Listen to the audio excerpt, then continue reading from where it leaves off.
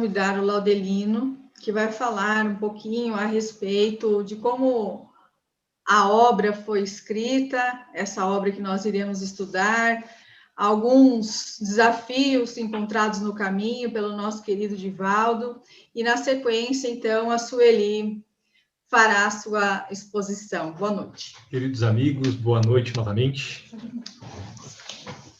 Com uma imensa alegria, o coração em júbilo de estar aqui dividindo o dia com Sueli, mas com todos nós, nessa oportunidade incrível, para estudarmos esse livro, lançado agora no dia 27 de novembro de 2020, e que todos nós estamos tendo a oportunidade não só de lê-lo, relê-lo, mas estudá-lo. E para que possamos entender um pouquinho mais a complexidade de um estudo de uma obra espírita, nós mandamos hoje no grupo do WhatsApp a biografia, tanto do médium Divaldo Pereira Franco, quanto do espírito Manuel Filomeno de Miranda. Porque é muito importante, antes de nós ingressarmos a um estudo de qualquer obra, primeiro passo a conhecermos um pouquinho mais do médium, também do espírito, para saber não só a fidedignidade da mensagem, mas considerar o propósito e a realidade da divulgação dessa mensagem. Então, o currículo está lá no grupo para que todos nós possamos tomar conhecimento de Divaldo Pereira Franco e de Manuel Filomeno de Miranda. A apresentação inicial, para nós contextualizarmos um pouquinho a construção dessa obra que Divaldo Pereira Franco fez, na minha fala inicial não será de nenhum interesse transformar alguém em vítima ou alguém em mártir, mas analisar os fatos reais que transcorreram na realização desta obra. Porque quando Manuel Filomeno de Miranda, através da psicografia de Divaldo Franco, novamente vem trazer um alerta à humanidade, e um alerta grave. Não trata-se do primeiro alerta que Manuel Filomeno de Miranda traz à humanidade através das mãos abnegadas de Divaldo Franco. Uma delas, que nós podemos recordar, no ano de 1995, Trilhas da Libertação, quando, numa reunião onde os espíritos benfeitores estavam acompanhando a reunião dos espíritos trevosos, acabam nos apresentando as 4 legítimas verdades, que o homem poderá cair, seja no poder, seja no dinheiro, seja no narcisismo, ou seja nas questões sexuais, nos dizendo que a criatura humana ou cairá em um deles ou cairá em todos. Um alerta que o Espírito vem nos trazer para que nós, como humanos reencarnados, possamos nos precaver.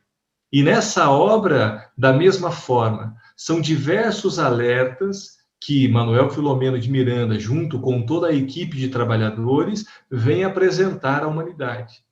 Mas é muito importante salientar que o médium que está disposto a servir a seara da mediunidade com Jesus, também enfrenta algumas dificuldades, alguns escolhos. E é importante ressaltar essas dificuldades para que nós possamos reconhecer o serviço verdadeiro da mediunidade com Jesus, para que todos nós, que de alguma forma também poderemos trabalhar a serviço dessa mediunidade, possamos aprender com Divaldo Pereira Franco. No ano de 2017, em uma palestra, no dia 30 de abril, Divaldo nos apresenta um alerta que ele havia recebido no ano anterior, no dia 4 de abril de 2016.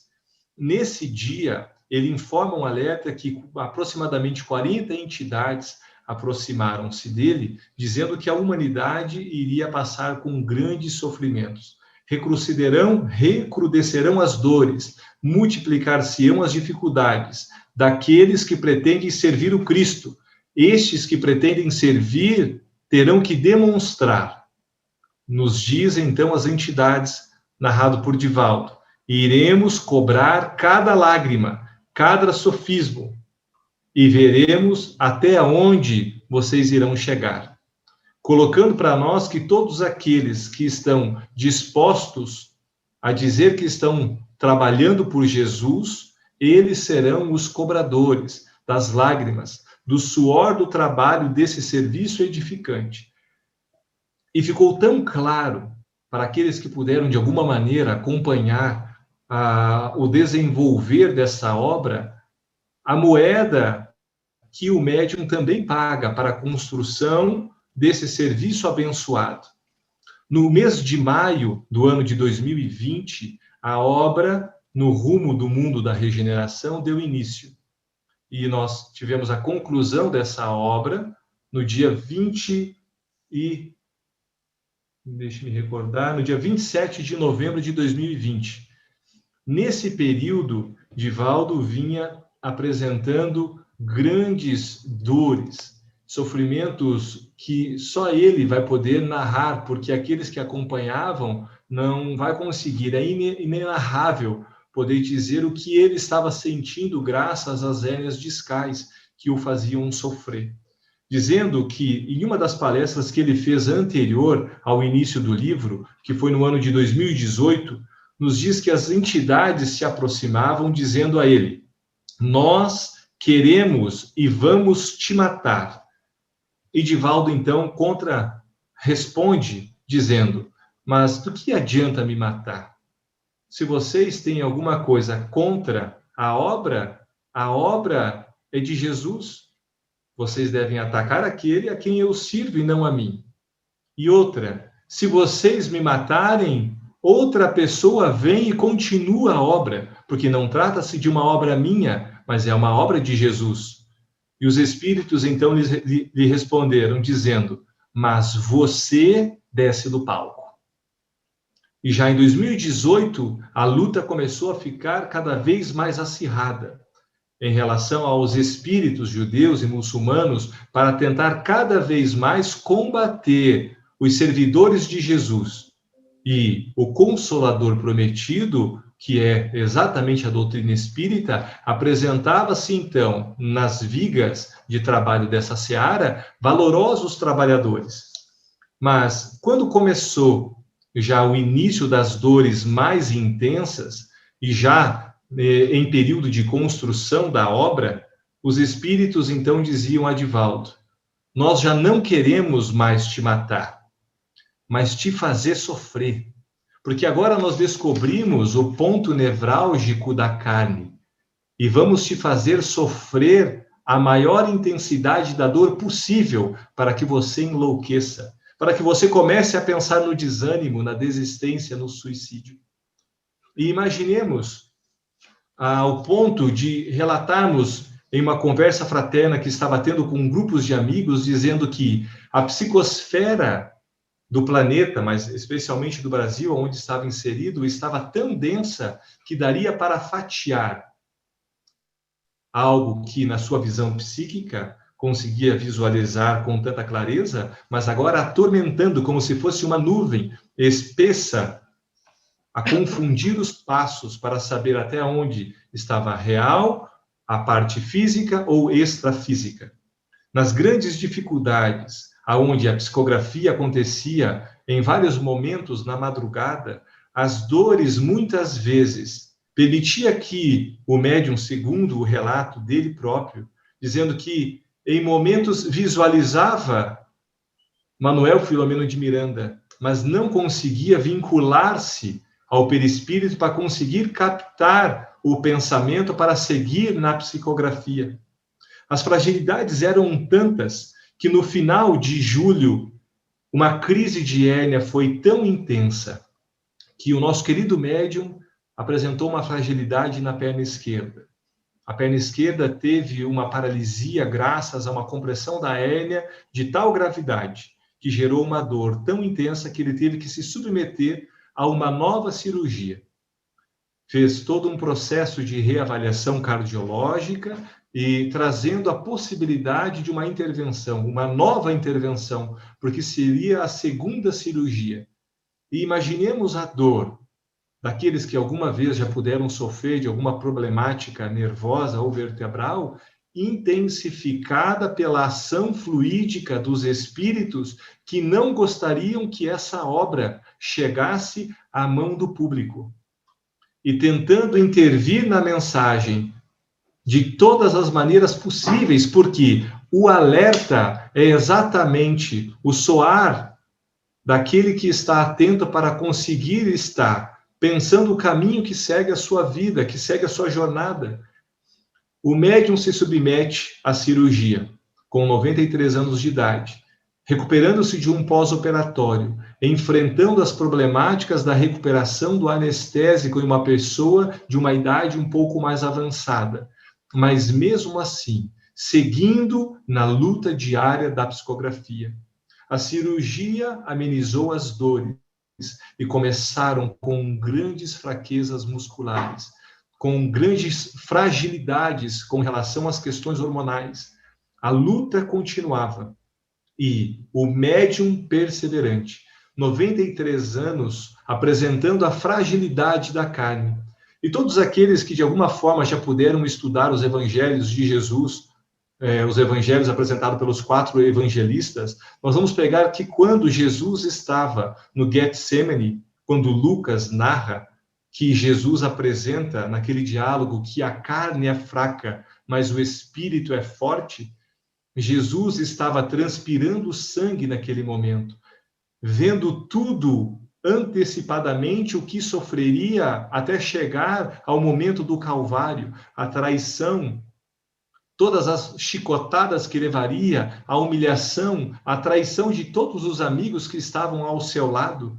Mas mesmo assim, quando os guardas se aproximam e pedem quem é o Cristo, quem é Jesus, ele vai à frente e se apresenta, sou eu.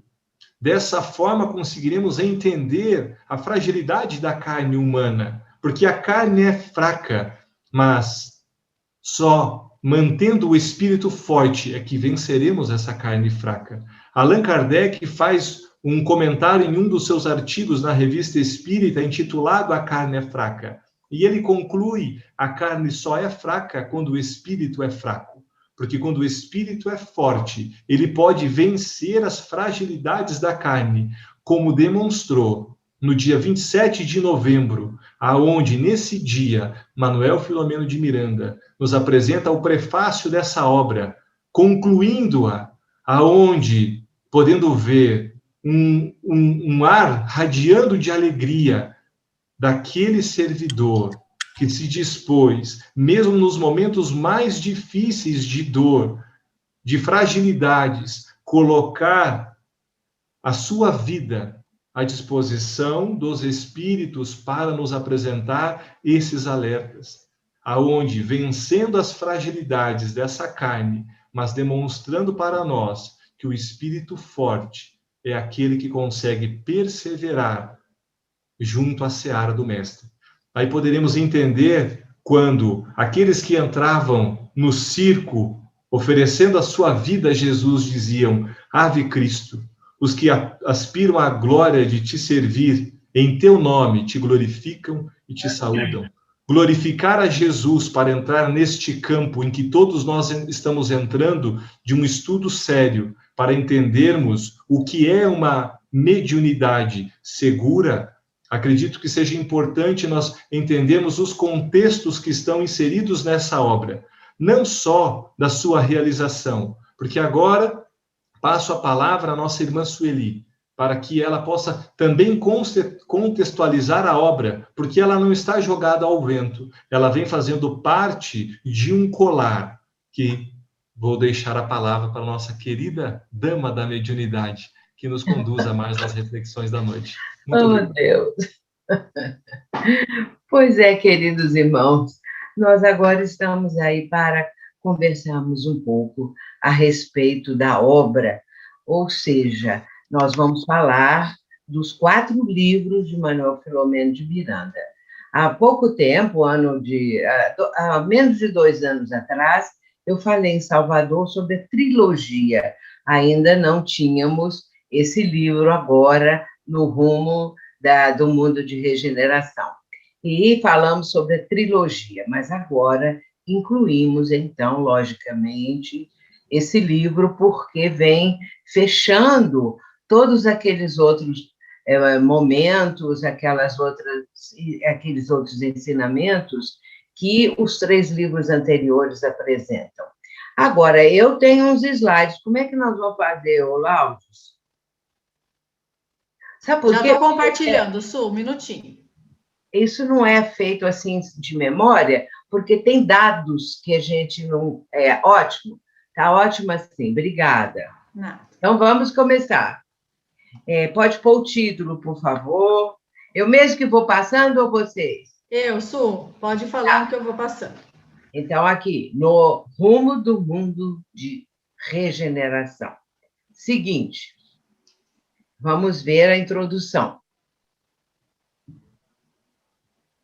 É um texto de O Evangelho segundo o Espiritismo. É o capítulo 20, o item 5. Aproxima-se o tempo em que se cumprirão as coisas anunciadas para a transformação da humanidade. Ditosos serão os que houverem trabalhado no campo do Senhor, aqui está faltando um pedacinho, sabe?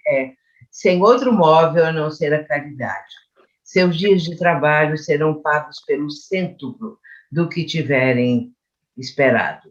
É porque nós estamos com um texto numa tela muito grande, não é? E aí as palavras ficam só pela metade.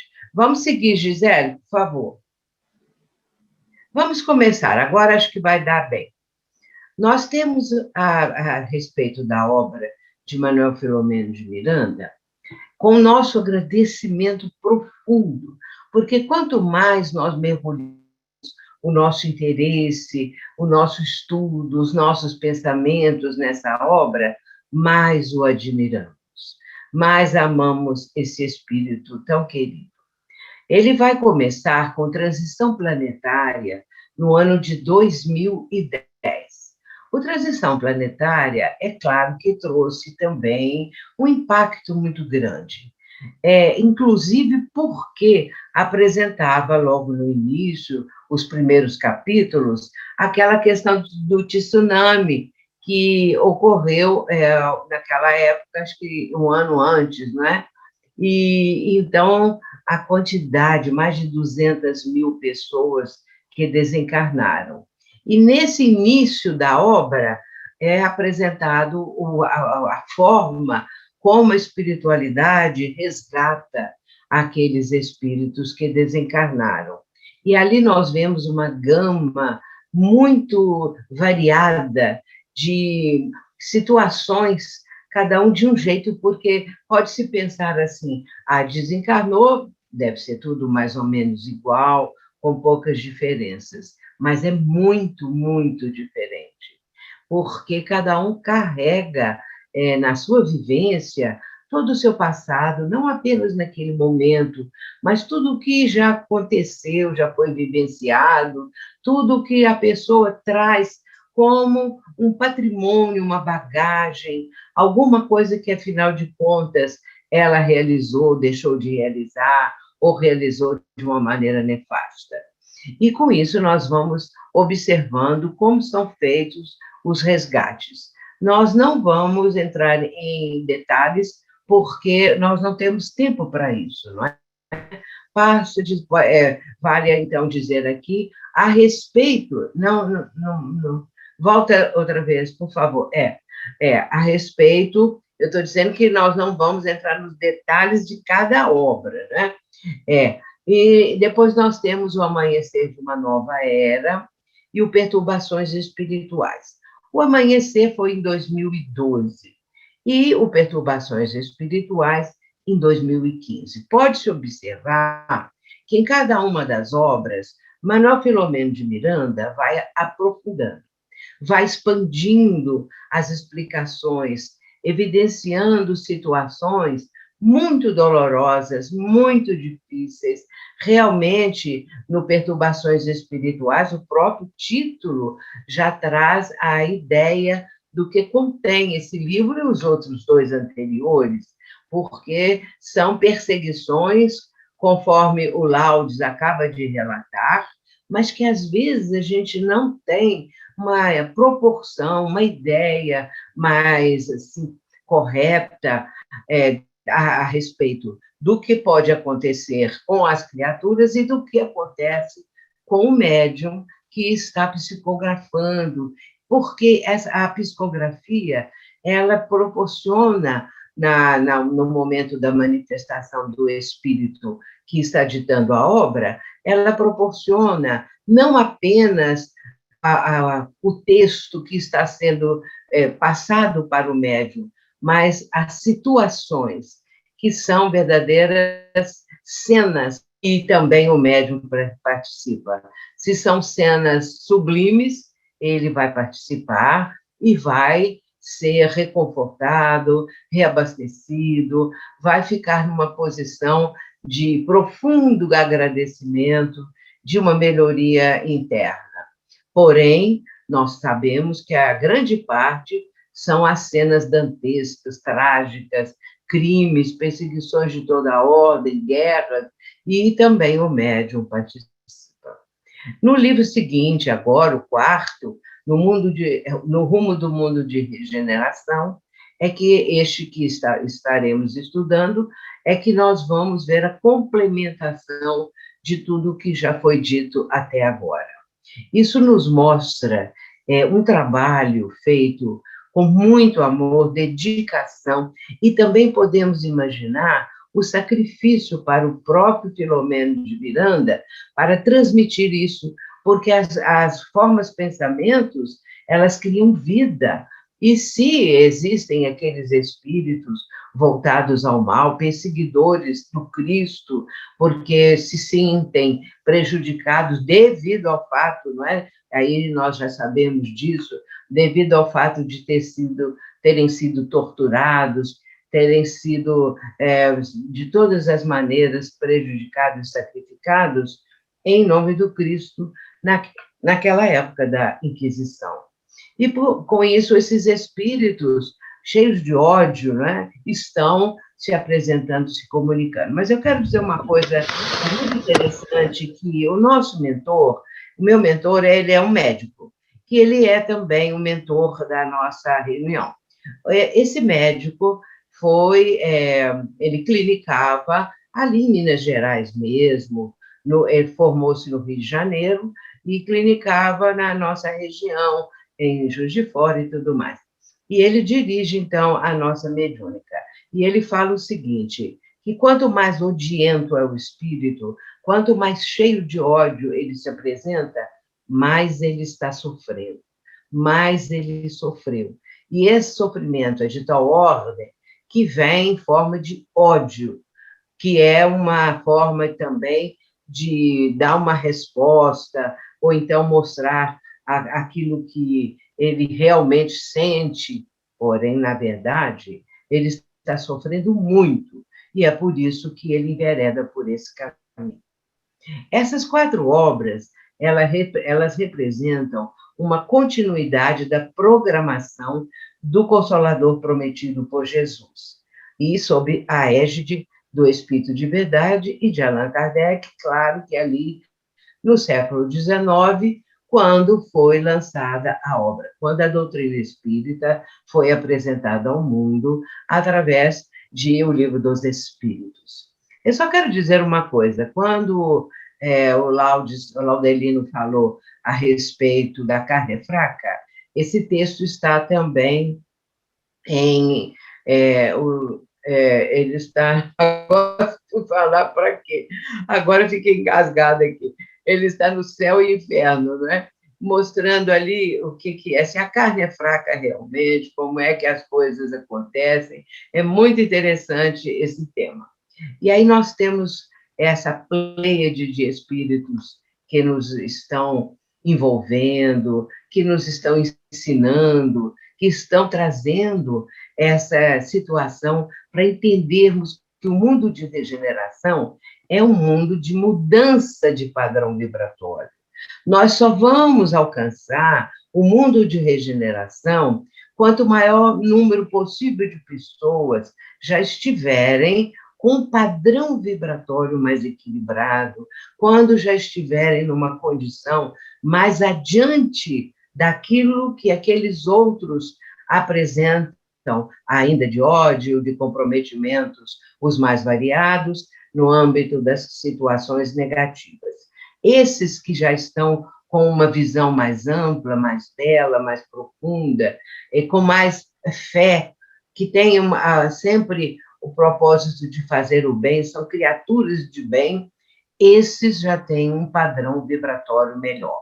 Podemos dizer que já existe um número razoável de pessoas que têm um padrão vibratório melhor, que querem o bem, que querem a paz. Essas criaturas estarão ajudando aqueles outros que ainda estão marcando passo na maldade, na perversidade, nessas questões todas que prejudicam o ser humano e fazem com que o mal prevaleça na região onde eles estão. Muito bem, o Espírito de Verdade trouxe, então, possibilitou a que houvesse essa mudança através da chegada do Consolador, conforme João nos propõe, não é? Naquela promessa do Mestre. Mais tarde eu vos enviarei outro Consolador, o Espírito de Verdade, que o mundo não vê, não conhece, e que estará para sempre convosco. Nós vemos que o mundo realmente não conhece, mas aí Jesus acrescenta, mas vós o conheceis, porque está convosco e habita em vós. Então, nós podemos fazer o possível para que tudo o que o Espírito de Verdade está possibilitando na revivescência dos ensinamentos do Mestre, façam morada em nós, no nosso coração e na nossa vida. E essa pleiade de Francisco de Assis, Ismael, Emmanuel, Chico Xavier, Joana de Ângeles, o nosso querido Divaldo Franco, Bezerra de Menezes, Eurípides e outros. Continuando, Giselda, por favor. Agora aqui, o que é a obra objetiva? Objetiva a evolução do pensamento espiritual e o progresso moral da humanidade. É a expansão mental, espiritual, que toda a obra da codificação apresenta. Porque nós vamos ver que esse conjunto que está aqui está também em toda a obra, não é? Que cada vez mais a codificação vai se ampliando, sendo desdobrada a partir ali de Chico Xavier, Emmanuel, Ivone Pereira, e agora Divaldo Franco, e outros que colaboram, como o nosso Raul Teixeira, na sua época também. Conscientização das leis divinas é o primeiro objetivo. As leis divinas. A criatura precisa saber a respeito das leis divinas. Isso é fundamental. Conscientização como espírito imortal. Um ponto também extremamente importante, a pessoa se sentir como um espírito imortal, que tem diante de si a imortalidade. Isso é algo que transcende qualquer tipo de pensamento ainda arraigado e preso às questiúnculas da vida terrena. E, com isso, a pessoa sabendo-se, sentindo-se como um espírito imortal, vai começar a pensar um pouco mais no sentido da vida, que é a conscientização, a partir disso tudo aí, do sentido da vida. Conscientização, logicamente, das estratégias das trevas, porque este ser, que agora já sabe que é um espírito imortal, que começa a ter uma ideia, a procurar o sentido da vida, a tentar de todas as maneiras entender o significado, o porquê está aqui no planeta, qual é o propósito da sua própria vida e da vida das criaturas todas, o que é o mundo, afinal de contas, e aí por diante. Essa pessoa vai começar também, concomitantemente, à medida que vai aumentando a sua condição de entendimento das coisas, da expansão do seu pensamento, de um horizonte novo na sua vida, começa a entender o significado das trevas, o significado das coisas negativas, da maldade, da perversidade, de tudo isso que o ser humano ainda fica engajado, ele tem como objetivo da vida, e assim por diante. Outro ponto que depois vai começar, e agora, com a possibilidade dessa obra, a conscientização do mundo de regeneração. A ideia da regeneração não é nova, do mundo mudar do patamar de provas e expiações para o mundo de regeneração, porque nós sabemos que isso já está sendo, já foi dito pelas escrituras, pelos profetas, essa ideia dessa mudança, ela já existe. E a conscientização do Espiritismo como consolador prometido, que Jesus prometeu, e agora nós estamos na revivescência do Evangelho do Cristo, dos seus ensinamentos. E, por fim, conscientização dos compromissos dos trabalhadores das últimas horas, que somos todos nós. Sequência, por favor. Agora nós, então, eu quero andar um pouquinho depressa para fazer o fecho. E vejamos que Filomeno de Miranda explica que a obra apresenta o livro No Rumo do Mundo de Regeneração, apresenta desafios modernos, os desafios modernos, as obsessões coletivas que campeiam e as individuais. É interessante lembrar que o doutor Bezerra de Menezes, numa comunicação no ano de 2009, no Rio de Janeiro, ele vai falar sobre a questão dos vírus, e ele vai falar que são resultado, porque ele fala que as obsessões, nessa obra que está no livro Em Nome do Amor, publicado pela FEB, ele vai falar que havia, naquele momento, uma verdadeira pandemia de obsessões, e que isso estaria possibilitando uma mutação nos vírus. E depois também apresenta especificamente esses processos de perseguição, de interferências negativas, especialmente nas sociedades espíritas sérias. A ausência do sentido espiritual na existência humana. Como faz falta isso? Eu estou aqui nesse momento, quero esclarecer, procurando resumir o máximo, porque isso vai ser desdobrado à medida em que formos lendo os capítulos. Isso aqui é apenas vamos dizer, um títulozinho, alguma coisa assinalando o que virá posteriormente, não é? Por isso está aqui que é uma ausência do sentido espiritual da existência humana, relegada a plano secundário ou propositalmente abandonado pelo fascínio do materialismo, que está campeando. E, com isso, nós estamos sofrendo muito por as conclusões disso, aliás, os resultados disso, melhor dizendo. E nisso, das grandes transformações e fenômenos próprios demonstram chegados os tempos anunciados pelas Escrituras e confirmados pelos imortais. E aí, nessa frase tão bonita, eis-nos as tuas ordens, Senhor dos Espíritos e do planeta Terra, repetindo glória a Deus nas alturas e Jesus entre os homens de boa vontade. Se der tempo, nós podemos ainda concluir. Dá tempo, Gi? Sim, sim, podemos continuar. Sequência. Discípulos ontem, trabalhadores hoje. Nós vamos ler agora um texto de Humberto de Campos. E ele está dizendo exatamente isso, que os discípulos de ontem são os trabalhadores hoje. Amados, disse Jesus, não tomareis o caminho largo, por onde anda toda a gente, levada pelos interesses fáceis e inferiores. Buscareis a estrada escabrosa e estreita dos sacrifícios pelo bem de todos, e de antes as ovelhas perdidas da casa de nosso Pai. Reuni convosco todos os que se encontram de coração angustiado, e dizei-lhes de minha parte que é chegado o reino de Deus. Trabalhai em curar os enfermos, em seguida, limpar os leprosos,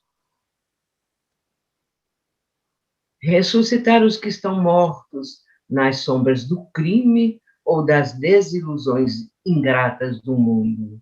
Esclarecei todos os espíritos que se encontram em trevas, dando de graça o que de graça vos é concedido.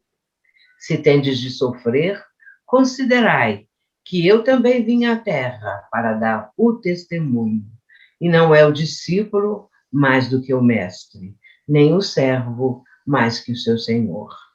Todavia, acima de tudo, está o nosso Pai, e que, portanto, é preciso não temer, pois um dia toda a verdade será revelada, e todo o bem triunfará.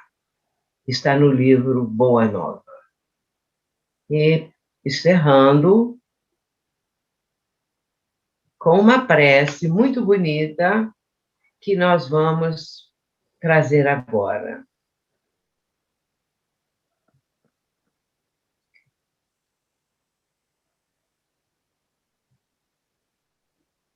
Oração. José Silvério Horta. Psicografia de Francisco Cândido Xavier, do Parnaso de Além-Túmulo. Pode ir colocando. Pai nosso, que estás nos céus, na luz dos sóis infinitos, Pai de todos os aflitos deste mundo de escarcéus. Santificado, Senhor, seja o teu nome sublime, que em todo o universo exprime concórdia, ternura e amor. Venha ao nosso coração o teu reino de bondade, de paz e de claridade, na estrada da redenção. Venha, cumpra-se o teu mandamento, que não vacila nem erra, nos céus como em toda a terra, de luta e de sofrimento. Evita-nos todo mal, dá-nos o pão no caminho, feito na luz, no carinho, do pão espiritual. Perdoa-nos, meu Senhor, os débitos tenebrosos, de passados escabrosos, de iniquidade e de dor. Auxilia-nos também, nos sentimentos cristãos, a amar nossos irmãos que vivem longe do bem. Com a proteção de Jesus, livra a nossa alma do erro, sobre o mundo de desterro, distante da tua luz. Que a nossa ideal igreja seja o altar da caridade, onde se faça a vontade do teu amor. Assim seja.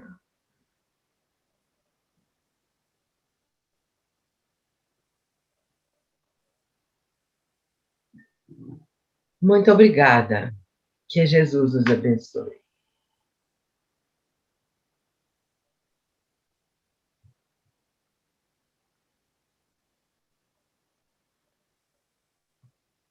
Obrigada, Sueli.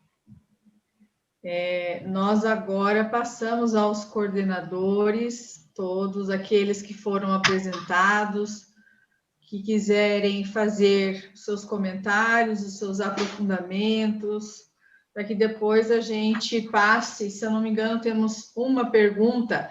O link da palestra que o Laudelino citou a respeito do aviso que o Divaldo recebeu lá em 2016, que depois a Sueli fez um estudo e que foi divulgado, já foi passado ali no chat e também nos grupos de WhatsApp, para aqueles que perguntaram. Então, se tiver algum dos nossos coordenadores que queira falar, esteja à vontade.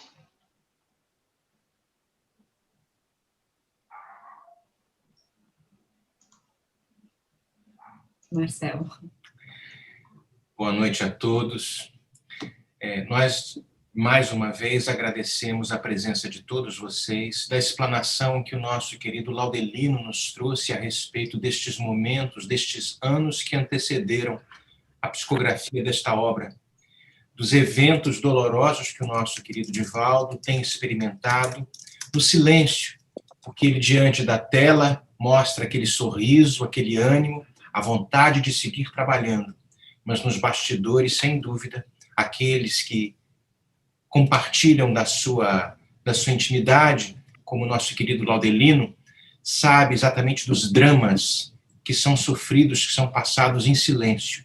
E nestes sacrifícios que muito bem nossa querida Sueli nos trouxe, nestas mensagens que estão sendo trazidas já há muito tempo, desde o Evangelho segundo o Espiritismo, quando ela traz a mensagem do capítulo 20, Obreiros do Senhor, do item 5, se não me falha a memória, a mensagem de união, de modificação, de mudança de padrão vibratório, que todos nós estamos passando por ele.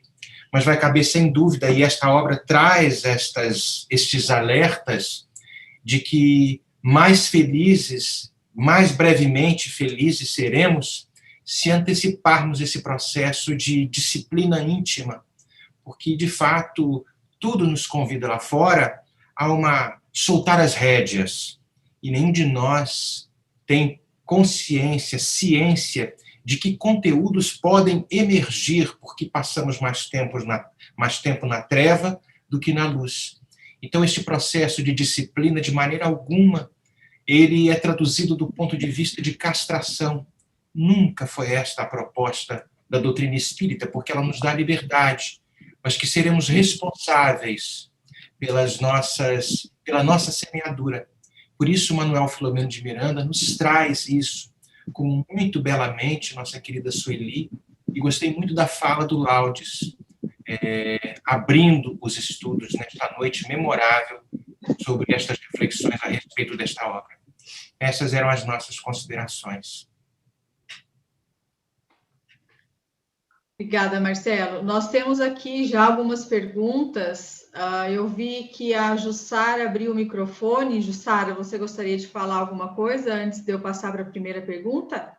Falar rapidinho, que eu acho importante demais e agradeço muito realmente nós termos esse conhecimento a respeito das dores, dos sacrifícios, do comprometimento, da responsabilidade de Divaldo e dos espíritos que o acompanham, sem dúvida alguma, mas que é sempre bom nós lembrarmos que se eles passam por essas dores e que são, assim, dignos da nossa admiração, eles fazem isso também para nos servir de exemplo e para nos convidar para que cada um de nós também saibamos segurar na nossa cruz, para que também, através deles, através dos exemplos, através, né, justamente do esforço que eles fazem para nos iluminar, para fazer essa transformação, que nós também saibamos e que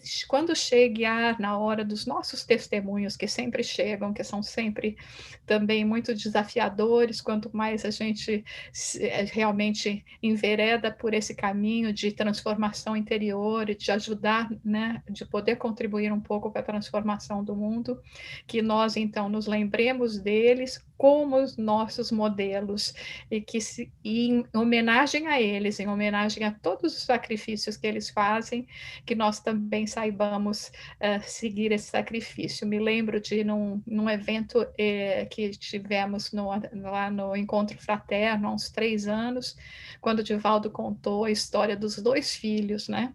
E, de uma certa maneira, ele terminava dizendo: qual dos filhos você vai ser, né?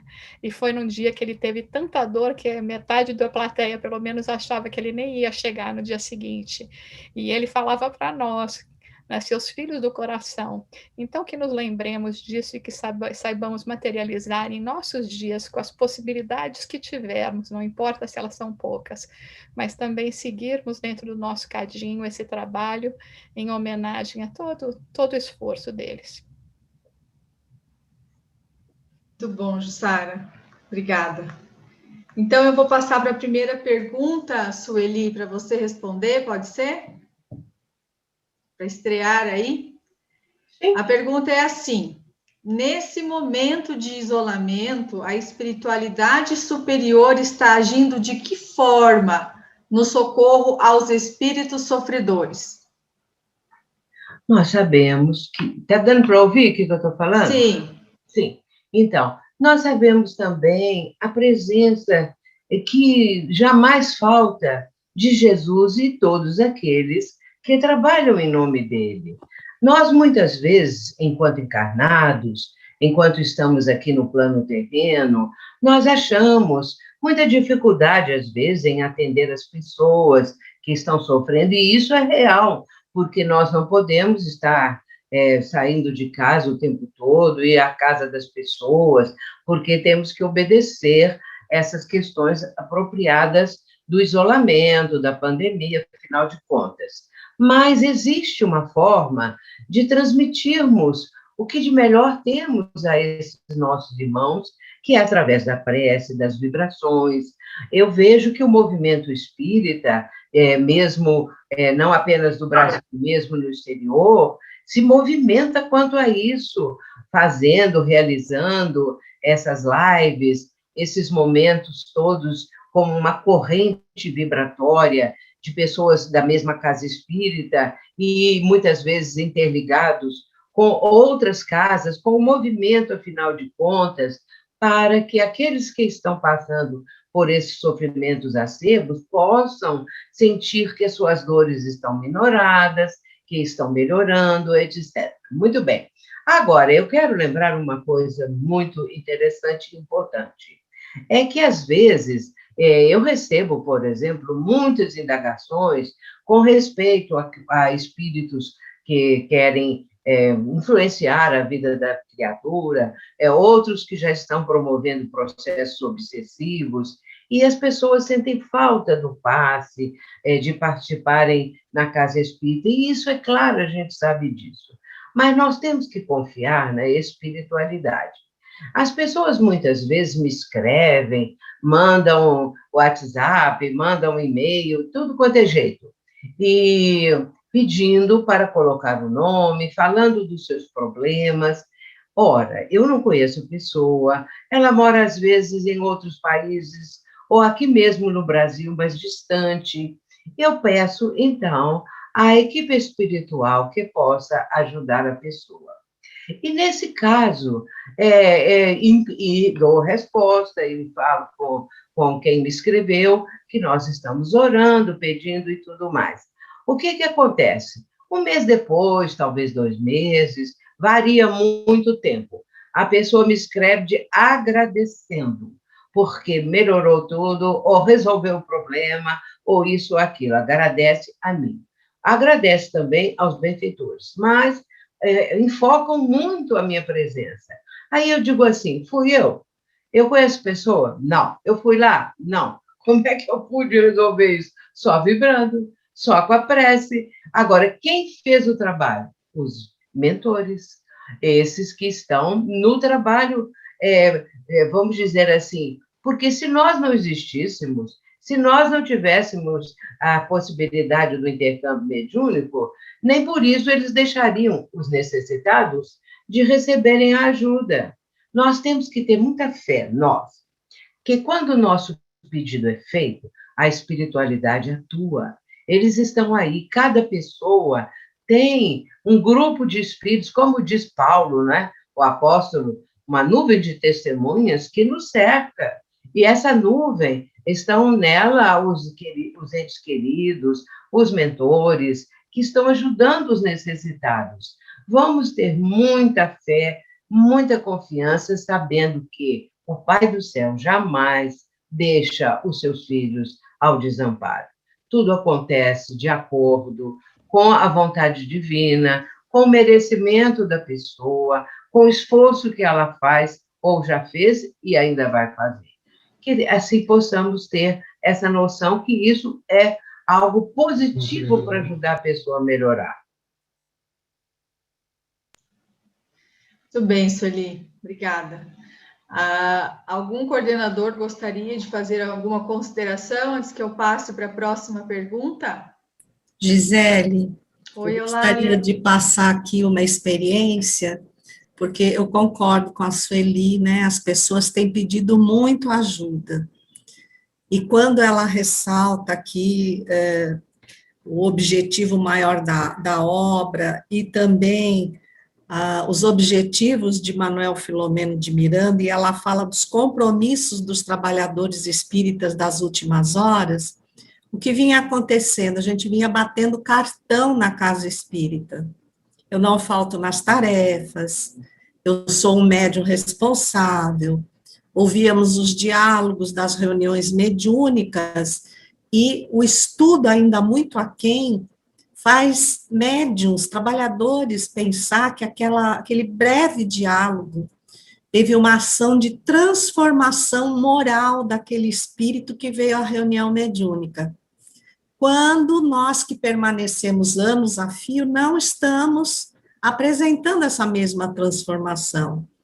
Então, a nossa mentora espiritual, a Maria do Rosário, disse que o espiritismo não é o consolador prometido, não é o cristianismo redivivo. O que aconteceu com os cristãos do primeiro século, que foram para o testemunho? Então, agora chega de teoria, nós estamos isolados, entre aspas, não presencialmente na casa espírita, mas agora é hora de trazermos aquilo que realmente pode convencer os espíritos, que é a nossa conduta moral, de acordo com tudo que nós aprendemos até agora. Então, esse é o grande desafio, o comprometimento dos trabalhadores das últimas horas.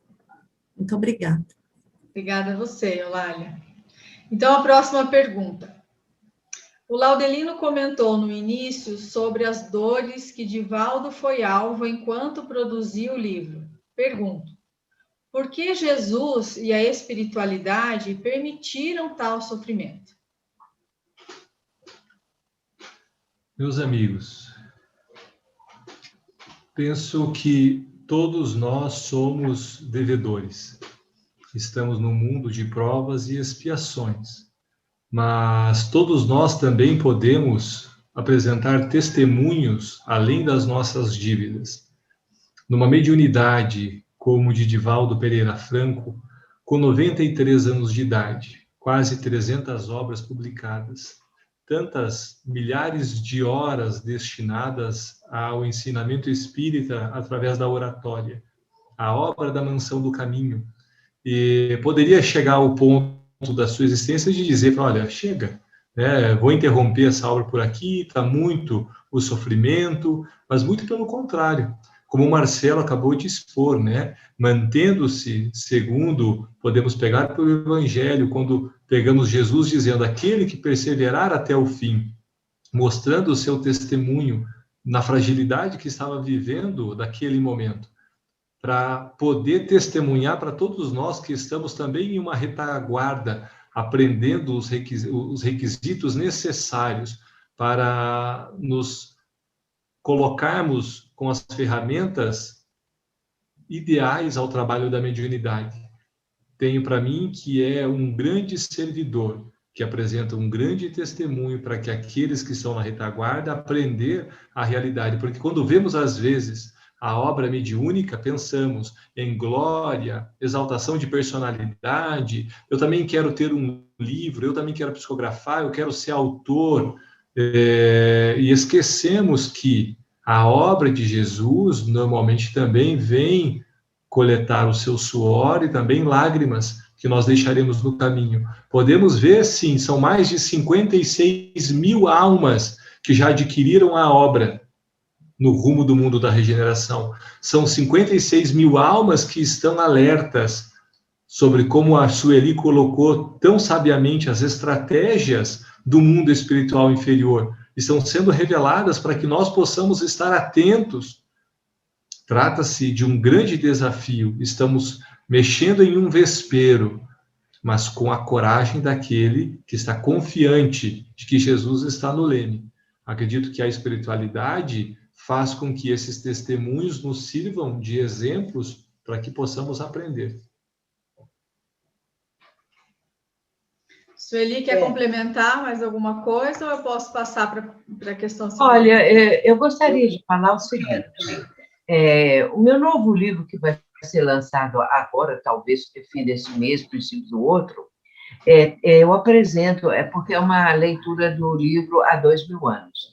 E no livro Há 2000 anos, nós sabemos ali, na segunda parte, quando os mártires foram para a arena, aqueles que estavam ali sendo perseguidos pelo imperador, então eles vão diante de uma multidão de mais de 300.000 pessoas, conforme narra Emmanuel, no circo máximo. Então, aquele grupo pequeno de pessoas, umas 200 pessoas, que foram aprisionadas porque eram seguidoras de Jesus, foram levados para a arena e os leões os devoraram, os massacraram de todas as formas. Mas eles sabiam que isso iria acontecer, mas se sentiam agraciados porque estavam realizando aquele sacrifício em nome do Cristo, em nome dos ensinamentos, em nome do Evangelho, sabendo que o que eles estavam ali ofertando, a própria vida, seria, quem sabe, um impulso para com os ensinamentos de Jesus, para que isso pudesse marcar bastante aquele instante do sacrifício deles. A lição é belíssima, é muito emocionante. E aí a gente entende o que Joana diz. Joana de Ângeles, ela diz assim: hoje a arena é o mundo e os leões, uma coisa, estão dentro de nós. As feras, melhor dizendo, não bem os leões. A arena é o mundo e as feras estão dentro de nós, que são os nossos erros, os nossos vícios, os nossos defeitos. Joana fala isso e nunca mais eu esqueci dessa frase quando foi lançado o livro, que parece que é o Após a Tempestade, se não me engano. Então, é isso que eu queria dizer, porque é uma entrega da pessoa para que se possa observar, sentir, notar que, acima de tudo, está o ensinamento, está Jesus e toda a seus ensinamentos. Gisele, posso falar? Pode. Depois de você, vem a Jussara. Tá. Assim, lógico que ouvindo todas as amigas e o Laudelino está excelente. Mas sabe, Sueli, eu me lembrei da história de Inácio de Antioquia, respondendo a nossa querida amiga Tânia, da 13ª URI. Então, Inácio de Antioquia está no livro Semeador de Estrelas, da Sueli, né? Ele também estava na arena para ser devorado pelos leões. E os leões devoraram todos ali à volta, e Inácio não, né? Ficou ali sem ser devorado, porque ele queria dar a sua vida por amor a Jesus. E aí, quando ele viu isso acontecer, ele chorou, ficou triste, falou: por que, Senhor? Por que eu fui poupado? E então aparece Jesus, né? Muito linda a história, e diz a ele: Inácio, morrer aqui num golpe é muito fácil. Nós queremos você em vida, para você dar o testemunho, para você falar sobre o nosso Evangelho. E ele foi e viveu muitos anos. Agora, imaginemos se era muito fácil morrer ali com uma patada de um leão, então nós imaginemos como foram os testemunhos de Inácio de Antioquia. Então, eu acredito também, como as meninas falaram, o Laudes também, que isto foi um testemunho aceito pelo Divaldo. Fala: meu filho, você quer escrever essas obras? Vai ser dureza, vão te atacar. E ele aceitou por amor a Jesus, como os cristãos na época que foram, então, jogados aos leões, ou como Inácio de Antioquia. Viu, Tânia? Belo exemplo, muito bom. Jussara, É nessa linha também, porque nós lembramos que, né, tem a dor expiação, a dor provação, mas tem a dor do sacrifício, né? E sem dúvida alguma, muitas vezes nós queremos ver as dores que esses grandes missionários, né, passam como sendo eventualmente até uma representação da falha ainda dos próprios espíritos. Com certeza nós sabemos que ainda não estamos talvez nem esses missionários assim tão avançados espiritualmente falando, mas eu me lembro que existia que Chico costumava dizer o seguinte, que o corpo dele estava doente, mas não o seu espírito.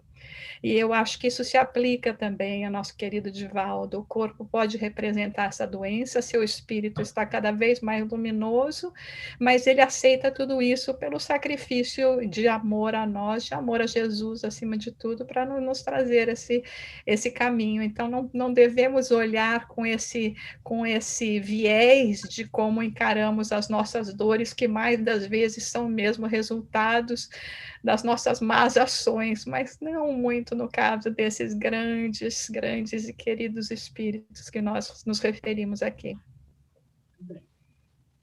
Muito bem, Marcelo? Eu gostei muito dos comentários que foram trazidos, muito elucidativos e extremamente oportunos. Mas a gente pode até, de repente, imaginar, né? Porque as questões do sofrimento, quem quer sofrer? Ninguém quer sofrer, né? Mas eu fico imaginando, como é que nós poderíamos, de repente, do ponto de vista muito superficial, imaginar Jesus, com todo aquele sofrimento que ele teve, sendo crucificado, ridicularizado em praça pública, para aqueles que têm uma visão materialista, relativista, superficial, ele foi um grande perdedor, mas demonstrou a grandeza desta alma que no terceiro dia se mostra para uma mulher e mostra que meu reino não é deste mundo. Se nós olharmos a vida de Francisco de Assis, nosso querido pobrezinho, teve câncer, tracoma, situações das mais diversas, e as exemplificou como nunca, guardadas as devidas proporções, o nosso querido Divaldo, que ao longo deste ano que passou, em 2020, tem nos comentado, meu filho, Jesus é muito comentado, lindamente dissertado, mas tão pouco vivido. Sigam todos vocês na vivência deste homem. A dor é uma bênção que Deus envia aos seus eleitos, como está ali na mensagem da paciência, no Evangelho segundo o Espiritismo. E as lágrimas correm porque quantos do mundo espiritual observam aquele homem e tantos que deram exemplo nas lutas do sofrimento. Leon Denis tem no capítulo 26 da obra O Problema do Ser, do Destino e da Dor, uma passagem que repito muitas vezes, que o capítulo se chama A Dor. Suprimis a dor e retirai a beleza daqueles que olham, a coragem daqueles que a experimentam. Ou seja, a gente tira a dor, esta alavanca que nos eleva a alma e que vai cavar ousadamente, como Leon Denis nos traz, ousadamente nas profundezas da consciência, alguns recursos que talvez nem imaginávamos que tínhamos. Por isso que aqueles materialistas, na visão de uma vida só, lógico, são todos perdedores, esses que sofrem, que não reclamam. Por isso o exemplo do nosso Divaldo, trazendo isso, guardadas as devidas proporções, obviamente, que eu trouxe Jesus e Francisco. Olha, eu não sei vocês, mas eu, por mim, ficaria aqui até 10h30 da noite. Mas a gente sabe que os benfeitores assumem o compromisso do horário marcado. Então, infelizmente, nós estamos... Falta 3 minutos para encerrarmos. Eu vou fazer mais uma pergunta. Antes, eu só gostaria de avisar que nós vamos disponibilizar bem certinho os links de onde estará sendo publicada onde estarão sendo publicadas as aulas, tá? Não é da União Mineira, a Sueli é de Minas, mas nós aqui do Paraná. Então, é a 10ª União Regional Espírita do Paraná e a 13ª União Regional Espírita do Paraná e a Leal Publisher de Miami, que está em Miami, tá? Então, nós vamos mandar certinho, não se preocupem. E aqueles que não tiveram as perguntas respondidas hoje, nós traremos amanhã, tá? Amanhã, então, nós pretendemos entrar no capítulo 1. Eu vi que tem ali já uma pergunta referente ao primeiro capítulo, então ela vai ser respondida amanhã. E só respondendo rapidamente ao amigo que não leu as obras que antecederam a esta, que não tem problema nenhum, que não precisa ter lido para compreender a mensagem contida nesta obra, mas que complementa, faz bem se ele puder mais tarde ler as obras, tá? E que mais? Vamos lá então para a pergunta, que é para a Sueli. No prefácio do livro, Filomeno de Miranda nos fala do início das grandes transformações. As obras espíritas nos relatam da ocorrência de uma nova ordem mundial. Países que detêm hoje o poder a perderão, e países em desenvolvimento assumirão novas rédeas nessa nova ordem mundial. Que o continente europeu passará por grandes transformações e populações deverão migrar para outros países, mostrando ao mundo a solidariedade e fraternidade dos povos. O que a Sueli pode nos dizer a esse respeito? Você fechou o teu microfone, tá, Su? Tem que abrir. Clica em cima do teu microfone ali na sua tela, nesse microfone que está vermelhinho, clica em cima. Tá fechado. Você não consegue tirar o dela, Gi? Eu não consigo. Não. Só consigo pedir para ela ativar. Não consigo pedir. Gisele, se ela pôr com o mouse para baixo, ela enxerga o microfone. Porque ele some. Passa pelo chat. Ah, não sei, não. Abriu! Abriu? Abriu. Abriu? Sim. Abriu. Posso falar? Pode. Pior que eu já esqueci. Não, isso é brincadeira, viu, gente? Olha, disso tudo que a pessoa falou, quem foi que falou isso? Algum dos nossos companheiros, Fúvio Matoba, Júnior. Nós estamos tendo essas informações e isso é muito importante, porque vai nos trazendo uma perspectiva maior a respeito dessas mudanças, a respeito de tudo isso. Porém, se todas essas informações não contiverem também um tipo de vivência de todos as regiões que foram mencionadas, não é? Para que possa haver essa mudança de forma de pensar, de agir, de entendimento, afinal de contas, as pessoas se tornarem mais propensas à solidariedade, à empatia, enfim, o amor, que é mais difícil a pessoa conseguir, às vezes, chegar nesse ponto, mas a fraternidade, a solidariedade já são os caminhos. Então, tudo isso que foi dito, as transformações, se elas forem também acompanhadas dessa mudança de cunho espiritual, aí sim, não é? Porque, às vezes, existem prognósticos, que vai descer desse jeito, vai ser de outro, mas nós queremos também enfatizar que, acima de tudo, a mudança vibratória, ela vai ocorrer se a pessoa realmente mudar o padrão da sua vida, sua forma de encarar a existência terrena, o sentido da vida, aquilo tudo que a gente já sabe. Então, eu creio que as transformações, elas vão ocorrendo porque é o progresso. A lei do progresso, ela é uma realidade, a evolução, e isso está acontecendo. Porém, há necessidade de que a transformação espiritual esteja acima da intelectual, não é? Que hoje em dia o progresso intelectual antecede o progresso moral, mas é preciso mudar esse quadro, que o progresso moral também tenha vez e cada vez mais se torne presente na vida do ser humano.